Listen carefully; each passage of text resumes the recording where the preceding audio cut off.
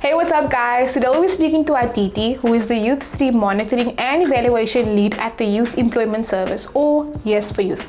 In this video, we sit down with Aditi to speak about Yes4Youth, what they do, and unemployment in South Africa.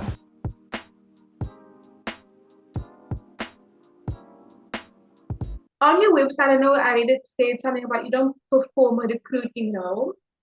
But how can people go about finding job or employment through Yes4Youth? Maybe for someone that's looking for a job, maybe just give them an easy rundown as to how your organization is going to be there to help them.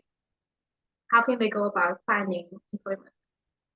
So we work with a number of industry partners in terms of ensuring that the work that we do is cross-cutting.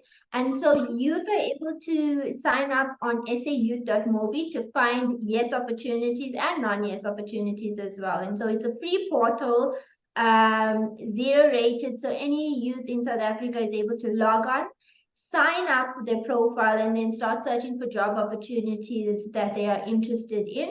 And then through that process is companies that have signed up with the Yes are able to shortlist applicants interested in the job positions and then go through their recruitment process as well. To get onto the Yes4Youth website, it's an easy process. Anyone can just access and load the information just before we end off. Yes, so if you're unemployed youth, South African youth, and interested in joining one of the Yes programs, is you can visit SAYouth.mobi, and the zero-rated website. You fill in a profile with your details, and then job opportunities, you can apply for them on the website. The website, SAYouth.mobi, also has learning opportunities to help improve your skills as well. So if any youth are interested, visit SAYouth.mobi. Thank you so much for watching. That was a very insightful chat with Yes4Youth, and we even got some good advice. We will have all the youth and employment services information in the description box below if you want to find out more.